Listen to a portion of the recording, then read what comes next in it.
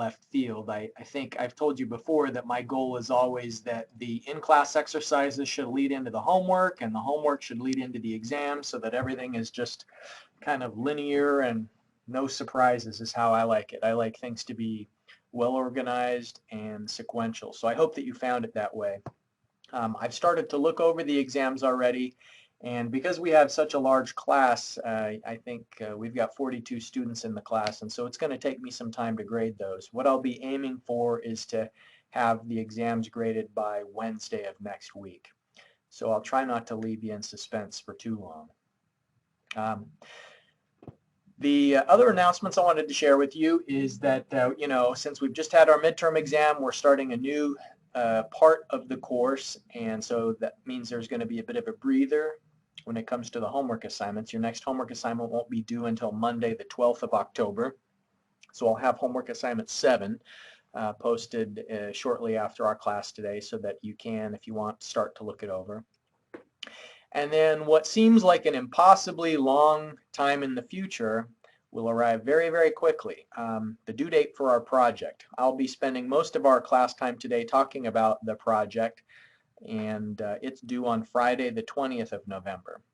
So of course you'll have other things due between now and then, but I'll try and remind you fairly regularly about that project and its due date, simply to keep it in the back of your mind and encourage you to work on it a little bit at a time and not leave it until Thursday, the 19th of November. Because if you do that, I think you'll find it a really hard project, but if you start early and have time to think it over and ask me questions when you're feeling confused, I think you'll find that project relatively simple and actually quite interesting as well. Okay, so today we're going to talk about bonds, and then we'll go over the details related to the project. But before we get into that, are there any questions that you'd like to ask?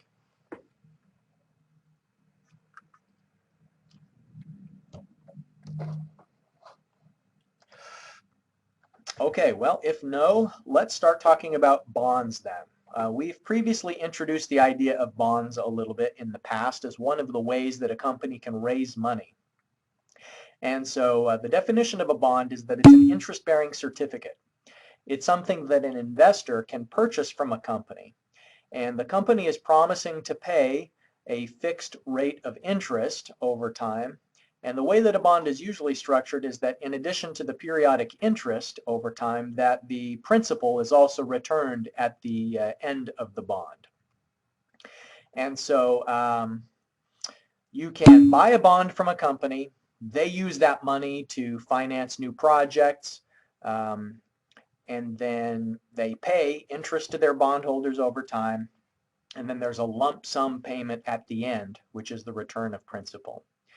And in addition to buying it directly from the bond issuer, you can also go to a bond exchange, and there's buying and selling of bonds on a secondary market. And so, for instance, Ford Motor Company may sell bonds on an annual basis. Maybe once a year they'll sell some bonds to raise money.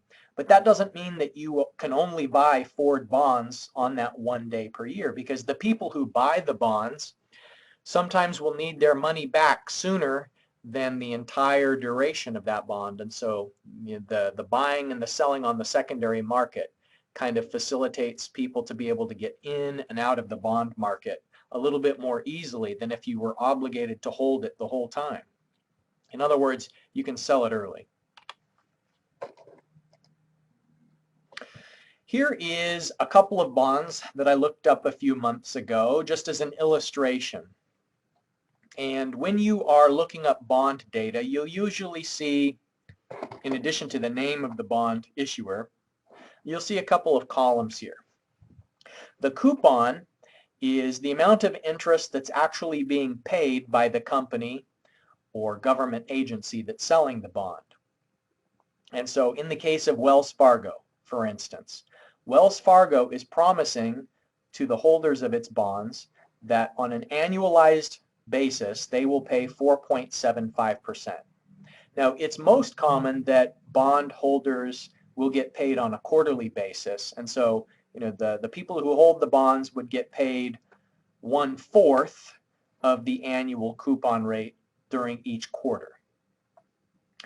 There's a second column here, which is the yield.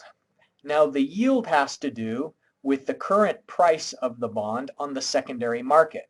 So this Wells Fargo bond, for example, when Wells Fargo sold the bond to people, they sold it for $100 per bond. But over time, there may be forces in the market or maybe something that happens with Wells Fargo that makes the bond relatively more valuable or less valuable. So Wells Fargo got $100 for selling that bond, and the person who purchased it had to pay $100. But if you look at the price column, now the bond is worth $113. And so there's two main things that could make a bond more valuable now than it was initially. One of the things is that maybe Wells Fargo is more secure than it previously was. You know, when Wells Fargo sold their bond initially, it may be that they were having some trouble as a company, and maybe they were perceived as a little bit more risky, and if they're a more stable company, then that would make their bond more valuable.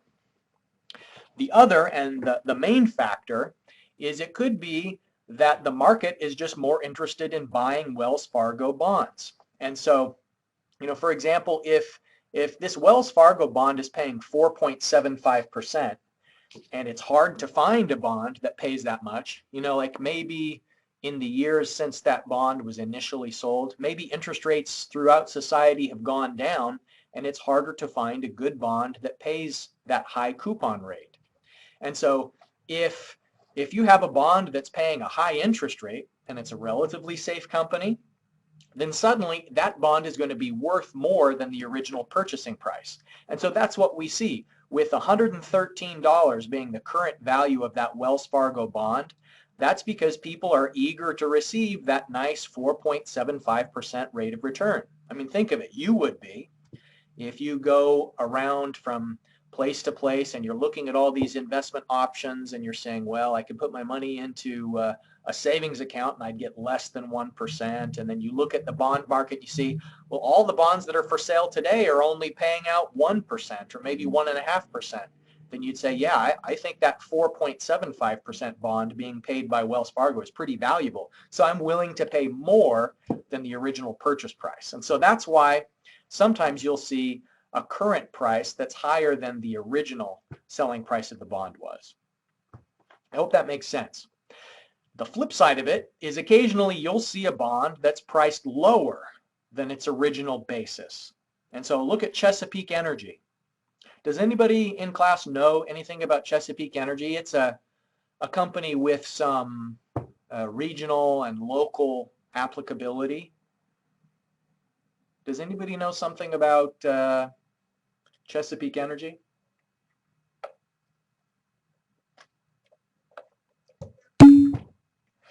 Craig, what do you know about Chesapeake? What do they do? Or what other information do you know about Chesapeake? Feel free to unmute if it's easier to explain rather than type. Natural gas, that's right. So Chesapeake Energy is in the natural gas business, and what you may know if you follow the energy markets is that hydraulic fracturing has dramatically reduced the price of oil and natural gas. And it's hurt a lot of producers that have relatively high production costs. And so these companies who paid top dollar to be able to put in a well and who paid a lot of money in order to develop a pipeline and who have big royalty payments that they have to pay to landowners, a lot of established energy companies are struggling right now because energy prices are so low. So in other words, Chesapeake Energy is doing terrible.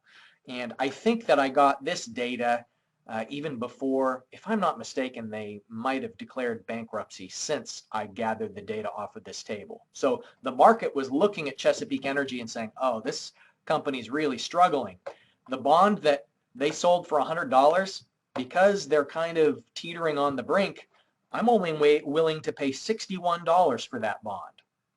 So originally Chesapeake promised that they would pay 5.75% on their bond. Everyone who paid $100 for the bond would get 5.75% each year. Now that the bond doesn't cost $100 anymore, now that you can buy that bond for $61 instead of $100, what that does is that increases the yield. And so you're making 5.75% interest on a cost of $61. And so that brings the yield much higher than the actual coupon price. Even though Chesapeake is only paying 5.75% of 100, if you bought that bond today, you'd get 5.75% out of the $61 that you paid.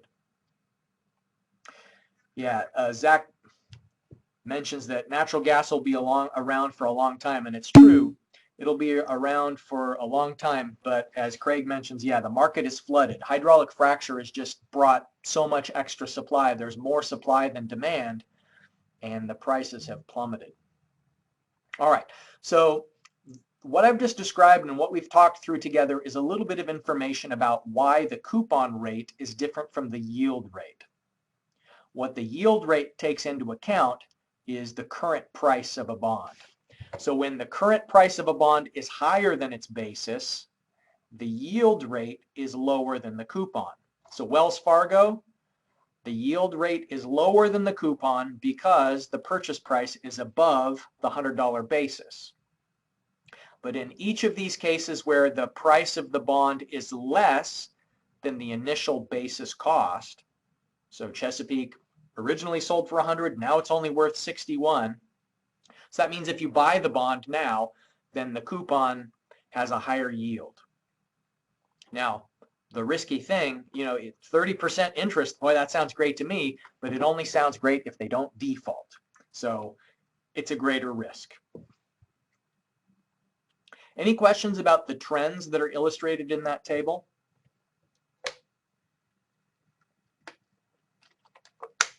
Okay, so here are some terms that we need to understand in order to plug and chug through the equations.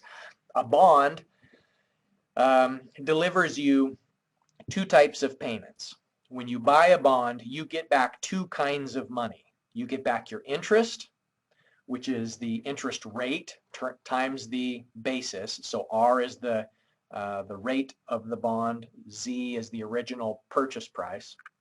So you get back interest from the company occasionally, every quarter, for example. And then you also get that repayment of the original purchase price. And so a lump sum, and we call that C. So here's the formula for what a bond is worth now. So V sub N means it's the value now, or the value with N interest periods until redemption. Okay, so what we do is we find the present value of the bond. And there's two types of money we're discounting. We're going to discount the redemption price, and so that's a lump sum in the future. So to find out the value of a single amount in the future, we do P/F. Find the present value of a future amount. So discount that lump sum return of principal to the present, and that'll tell you the present value of the redemption price. And then if you want to know the present value of those interest payments, since they occur occasionally, they're recurring, uniform, annual series, you'd find P given A. So you'll notice here the equation, you don't even really need the equation. You could just think through, and it's a very simple thing. You discount an annual series to the present, and you discount a lump sum to the present. And if you draw out the cash flow diagram from a bond, it couldn't be more clear that there's two things that need to be discounted till now in order to know what's the value of the bond. And so here's the terminology. The face value for the bond is its initial purchase price. So typically that would be $100 for a single bond.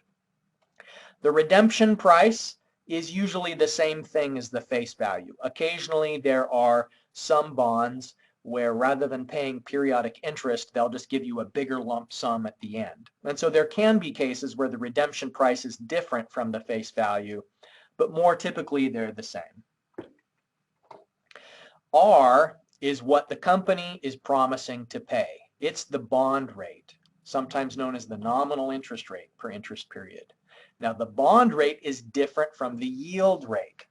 And so R, which is out here in front of the P/A, is what the company is paying. I, which is what you discount at. So it's inside that, what do we call those? The factor equation. The bond yield rate is based on the current purchase price. And so when you're discounting things, you use different from the nominal interest rate. So there's two different interest rates, remember. From the previous slide, we know kind of why there are two different interest rates. And what I'm saying here in the formula is that you discount everything at the yield, not at the rate, not at the nominal interest rate. And so by doing that process, then you can find out the current value of the bond. So R times Z, R is the interest rate and Z is the face value. So if it's a 5% bond and the face value is $100, then that would make R times Z equal to $5. So if you're getting 20 payments of $5, we want to know what's the present value of those 20 payments of $5. And then you combine it with the present value of the redemption price. Okay, so let's get some practice. If you have the in-class exercise printed out, and by now you really should, right? If you have it printed out, then you'll see this one, that we have a 10-year bond that's being issued, and it pays 6% per year. Now, semi-annually means that it is going to be 2 times per year that the interest is actually paid. And so if it's 6% interest per year, then the bond rate per period would be different than the bond rate per year. It's redeemable at a face value of $1,000. And so it's telling us that the redemption price and the face value are the same $1,000 amount. So the question is, if the company is just paying 6% per year, and that is R, the bond rate, but you're hoping to get a yield of 8% per year, then what would you be willing to pay in order to buy the bond? What is V sub n if your yield rate per year is going to be 8%? And so this is saying you want a yield rate of 8% per year, but remember in the formula here, you need to have the yield rate per period. Okay, so let me pause for a moment and give you a chance to think through this and start putting some numbers in here, and then we'll reconnect. And just as a hint, if you want to get 8% yield out of a bond that only pays 6%, you can't afford to pay the face value. You're going to have to pay less than the face value. So when you solve this, I think you'll find that V sub n is less than $1,000. Take a few minutes to do the calculations, and the 4% factor table is provided on the page.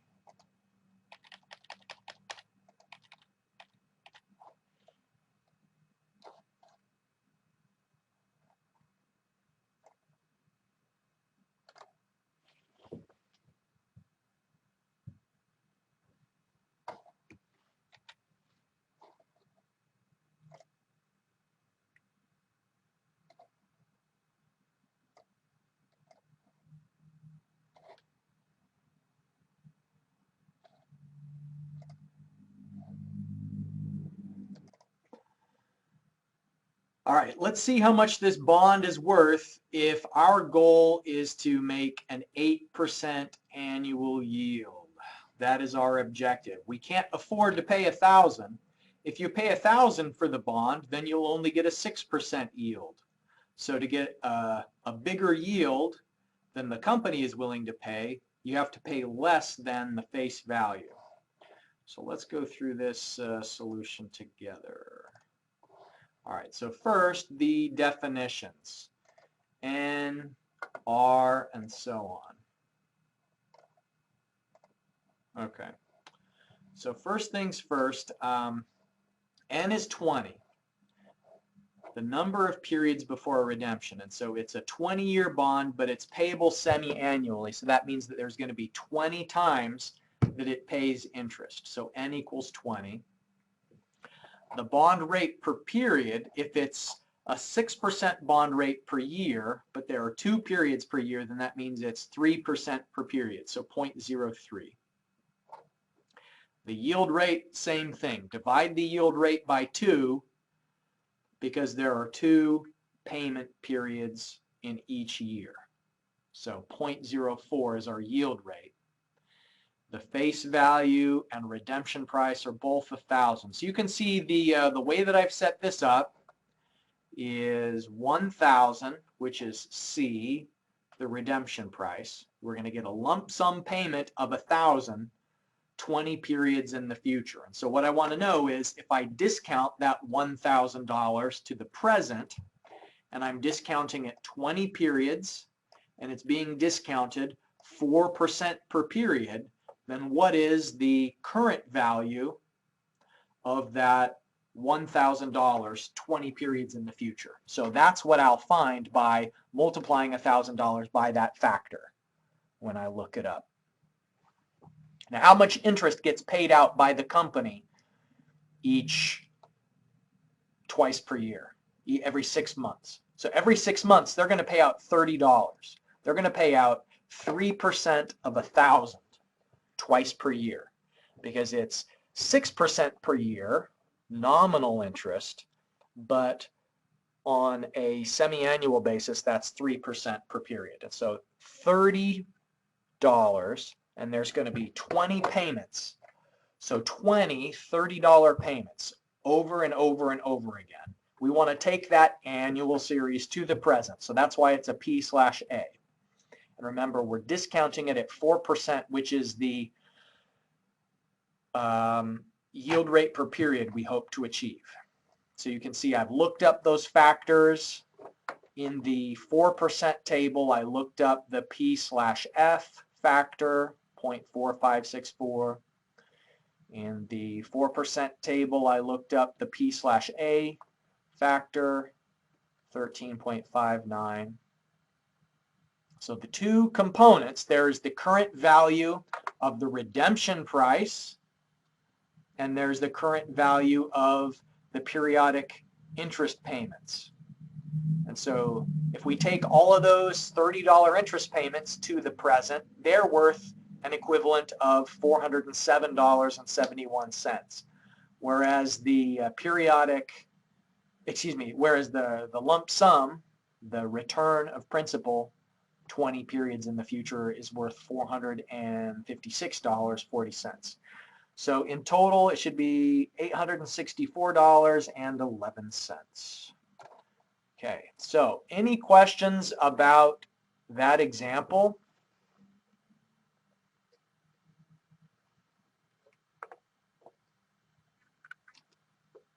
Bonds are much easier than sometimes they will appear at first. Maybe the trickiest thing is interpreting the problem statement and assigning the variables to the numbers that apply. So when you read a bond problem, just know that you have to figure out what is N. You have to know what's the bond rate per period, the yield rate per period. It's just this, really. Andrew, yeah, your question about N equals 20 is because it's semi-annual. Yes, that's right. Thank you, Craig. Okay. Let's talk about the project. Oh, go ahead. Does somebody have a question? Christopher? Oh, yeah. Is C and Z, are they always equivalent? No, they're not. Have you ever heard of a guy named Warren Buffett? He's like an old guy who's a big-time investor. He's called the Oracle of Omaha. He's one of the most successful investors of all time. And he likes buying bonds that are called zero coupon bonds. And so he likes to buy bonds where instead of paying interest over time, what you do is you get all of your value from having a larger lump sum at the end.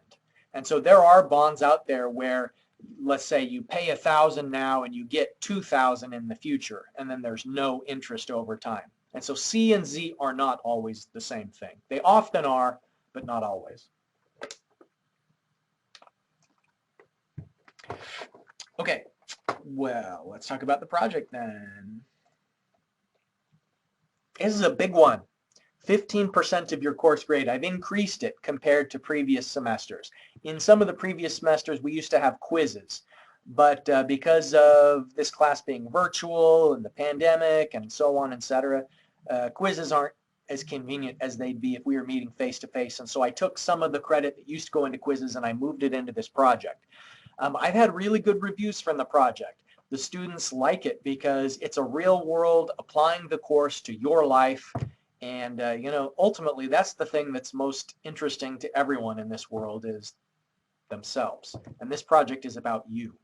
So 15% of your course grade, you have what right now seems like a lot of time, but it's going to just arrive so quickly. And so it's important to start early, but it's due at 11 o'clock on Friday the 20th. And that's our last class meeting before the Thanksgiving break begins. You're going to turn in two things to Blackboard. You're going to turn in a report that explains your method, your assumptions, that explains the research that you've done, and then a spreadsheet that illustrates the calculations you've made. Now here's the thing. This isn't the first time I've given this project, and I can sort of anticipate what students are going to have as their questions. I know many of the common stumbling blocks, and over the course of many years, I've kind of honed in and improved the assignment description in such a way that everything you need to know is in that handout. I emailed it before class. It's also posted on Blackboard. And unfortunately, the students who do poorly in this class, there's going to be two different categories. There's going to be the people who procrastinated, and there's going to be the people who didn't read the assignment description. They just kind of listened to what I'm going to say, and they figured that they understood, but they didn't actually take the time to read the assignment. So I would suggest that you read it and maybe even a couple of times, and so you really comprehend what I'm asking you to do and what the expectations are before you start working. It's kind of like when you're going on a trip, you start your navigation before you begin driving. If you don't turn on Google Maps until halfway towards your destination, there's a pretty good chance that there would have been a reroute or construction or some sort of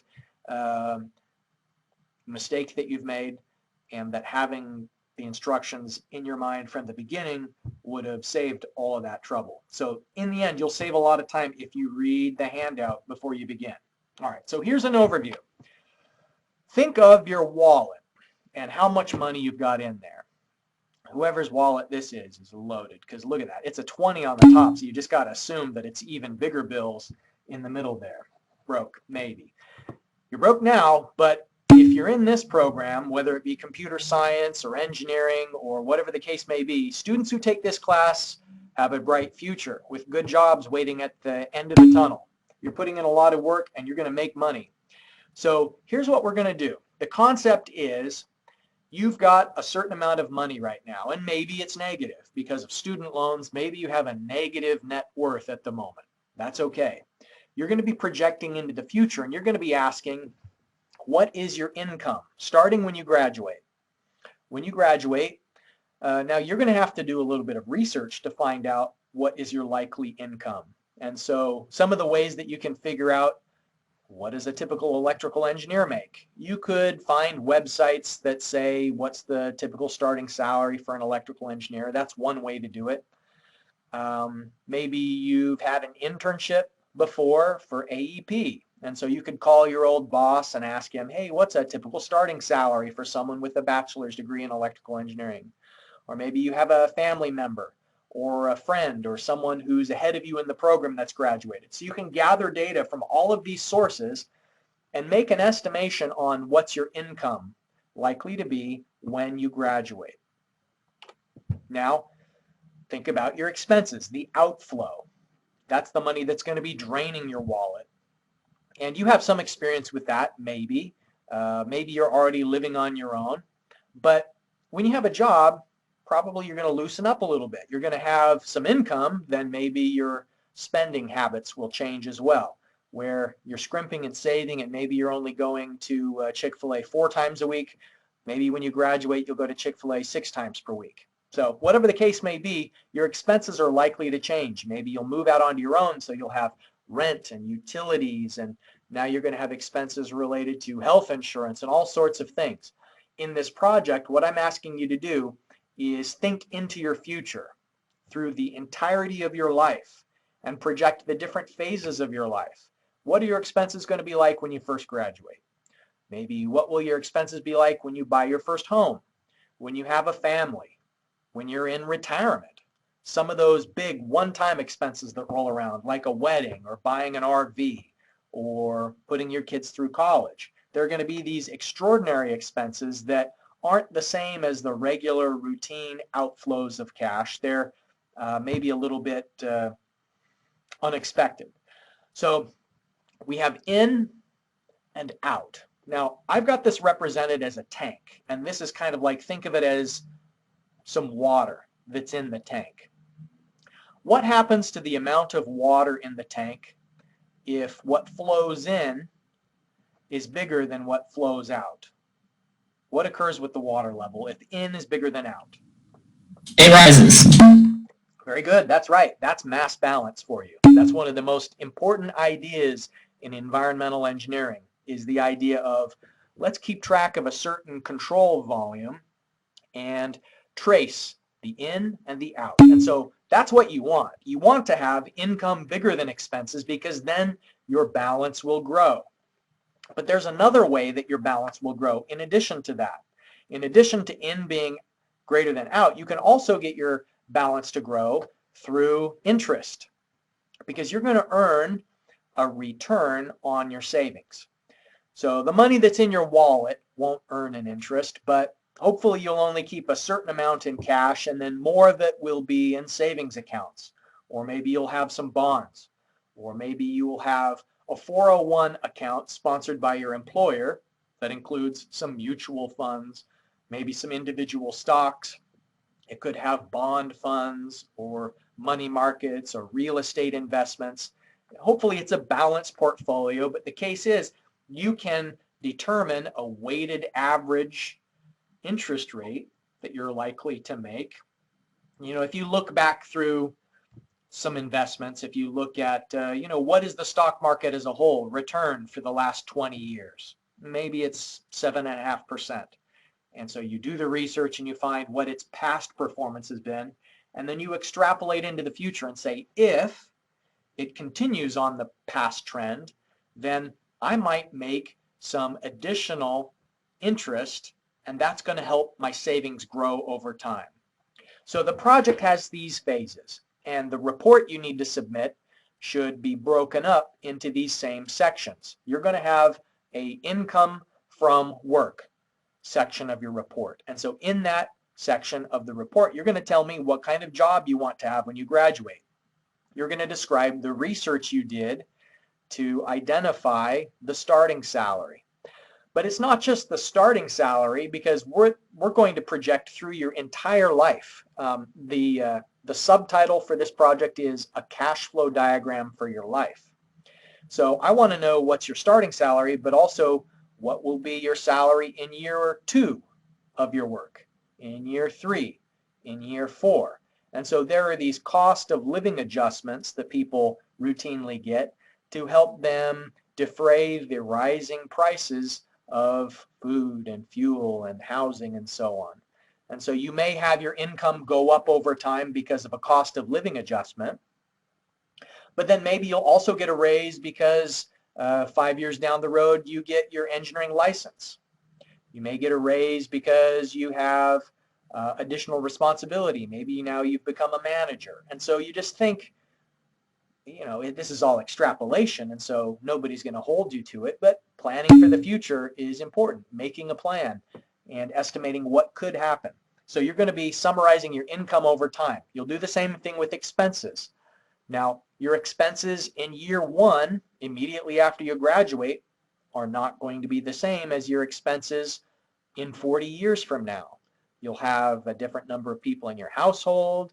Maybe because of what they call hedonistic adaptation, you're going to have the habit of, well, I eat out more and I enjoy fine wine, and now I only wear furs, and just you get used to the finer things in life, so your expenses could go up. In addition to the fact that inflation is making things more expensive. So you're going to track over time what are your regular expenses, and you're going to map out in this project. Think about your life and what you want.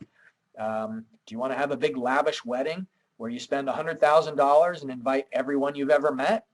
Are you going to set aside a certain amount of money so that you can pay for your kids' college? Do you want to plan on an RV when you hit a certain phase in your life? And so the extraordinary expenses will reflect that. In retirement, people's lifestyle and behavior changes because now they're not going into the office every day. They have more time for golf and travel and other interests. And so I'd like you to separately describe and also calculate the effect of your retirement expenses. The investment section is where you do some research and explain in the report what will be your strategy for savings. And as I note in the assignment description, you can't just say because you're lazy or something, well, I'm just going to put all my money in a savings account and that's all the research I need to do for Section 5. That's just not realistic. If you're going to be working in a professional career, most companies make it a requirement for you to participate in their retirement scheme, whether it's a 401k or a 403b, or there's lots of different types of retirement plans. The options that are available are more simple than just putting all of your money into a 1% savings account at the local bank. So I'd like you to think about developing a blended portfolio with a variety of investment options and then coming up with a rate of return that you assume based on that investment plan. In the sixth part of the report is where you bring it all together and you tell me how your cumulative savings balance changes over time. And then section 7 of the project, in the report, you'll have an appendix where you put in all of the references. And so whether it's websites or a prospectus for a mutual fund or personal conversations that you have with a previous supervisor where you had an internship, it's where you put all of the supporting information. It could be screenshots. It could be lots of different things that goes into the references. I'll show you in just a minute an example of a student project of someone who did a nice job, just so you can see what it looks like. The assignment description does not include a minimum page count. We're not in high school anymore, so I'm not going to tell you how many pages you have to hit, but the people who are more thorough and who obviously have put some thought and effort into this project are going to get a better grade than people who are just doing the bare minimum. And so that's why I'm not just going to tell you how many words you have to hit, is because I want you to really connect with this project and make it your own. This table illustrates what the table should look like at the end of your report. And so let's say, for instance, now this is a little bit dated. You can see that this was for someone who would be starting their career in 2018, but we could make a similar table where the career began in 2021 or whatever the case may be. In one column, you're going to have your income amount for that year, and that is before taxes, because my suggestion is that you account for taxes as an expense. So expenses are going to include tax, insurance, housing, utilities, food, entertainment, clothing. We all know where money goes, right? And so what you can see is that year by year, the income amount was going up. And so in the report, the person is telling me about how they arrived at the estimation of $37,000 for a starting salary. Like, why did they choose that number? And what's the supporting rationale for that? And why did it go up to $42,000 the following year? And then after that, it looks like it's no longer nice round numbers, but now it is numbers that are probably based on a percentage cost of living adjustment each year. Same thing with the regular expenses. Your summary of expenses should be a couple of layers deep. Don't just set a budget. And this is an important point. It's not enough to say something like, well, I'll give myself $100 a week for food. That's not an estimate. An estimate is when you write down the things that you want to eat and then you look up how much those things actually cost. And so likewise, it's not okay to say, I'll spend $800 a month on rent. Instead, what you should do is you should think, all right, I'm going to be living in Columbus, Ohio for my job. And then you go online and you find a specific apartment that you would rent if you were going to be doing that right now. And so you say, here's the apartment I'd take. It's a 2-bedroom, 1-bathroom apartment. in the south side of Columbus, and the rent is $745 a month. And so it should be real numbers based on real data, not just setting a budget for yourself. And now, how much you can save is the difference between in and out. And so, for instance, you can see income minus expenses is the amount that you've saved in a year. Harry asks, do you account for inflation every year?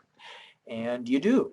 Yes, your expenses will be going up every year. And so you should have a little bit of research that estimates how much is a typical rate of inflation. And the Bureau of Labor Statistics does a good job with the inflation rate across the economy. And we'll talk more about that in our classes, some good data sources where you can account for inflation. So the point I want to make is how much you save in a given year is the inflow minus the outflow. And some years it might be negative. Look at when this person turned 30. They had $53,000 of income, $30,000 of expenses, regular expenses, and then $55,000 of extraordinary expenses. That looks like a wedding to me. I don't remember in this specific case, but it looks like somebody got married. And so for that year, they actually have a negative savings amount. And so if you look at their cumulative savings balance, it went from $172,000 down to $150 because they spent more than they saved in that given year. So that's okay, but you don't want to make it a habit that you're spending more than you're earning. Investment yield is based on the previous year's balance. So yield is interest. So let's look at when this person was 24 years old. When they were 24 years old, they saved $21,000 because that's the difference between the in and the out. And then they also have $900 in interest because the interest is based on the previous year's cumulative savings balance. And so they had $17,000 in the bank, or in the bank plus the other places where they're saving money, like their investment accounts. And the 5% rate of return that this person's assuming, 5.5%, 5.5% times 17,000 is where the 935 comes from.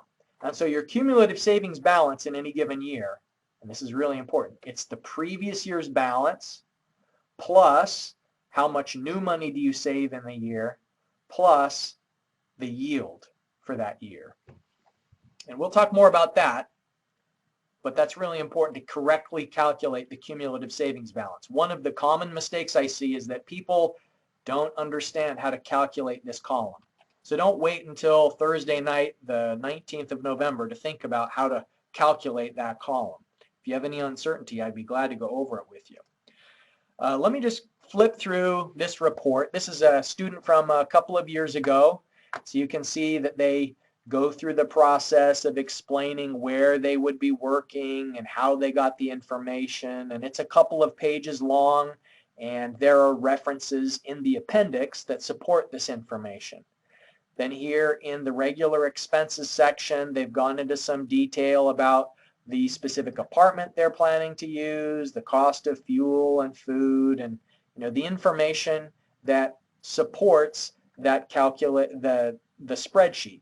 If I want to know where did that number come from and what does it include, then I'll be able to go into the report and understand that. Likewise, there's some detail about the extraordinary expenses that this person expects to have in their life. The retirement expenses, if there's a weak point on this particular report, is the retirement expenses is not as detailed as it ought to have been. She looked a little bit at how her travel might be different, but I don't think she necessarily looked at things like, medical costs go up when you're retired and so on.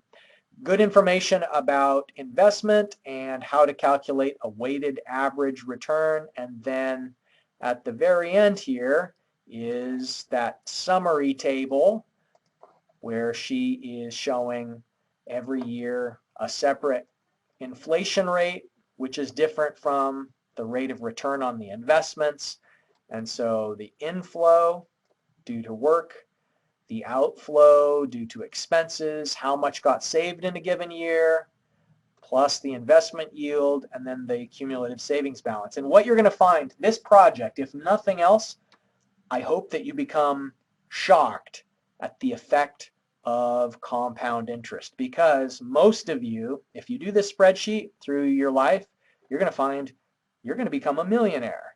You will have $1 million probably by the time you're 50 or so if you save early. And if you're careful with your expenses, you can really retire comfortably if you begin having responsible habits now and don't just get yourself a new car every 3 years or whatever reckless thing. If you're careful with your money, then you can really be prudent and leave quite a lot for your family and be comfortable through the entirety of your retired life. And so in the appendix section, this student has pasted some supporting screenshots just to show some of the research that she did. So this was a good project. It's not the best one I've ever seen, but it was a good one. And so we're out of time for today. Let me just refresh a couple of these announcements. I'm going to be posting homework 7 right now, and you should read over the project description. If you have questions about it, you can give me a call on Teams, or you can ask at the beginning of our next class meeting. But I think you'll find it's a really interesting and applicable project because everybody deals with money. And hopefully everyone who's hearing this lecture will have a great career that gives them a comfortable, stable source of income. And it's fun to plan for the future. All right, that's it, everybody. Thank you. Hope you have a good weekend, and I will see you on Monday.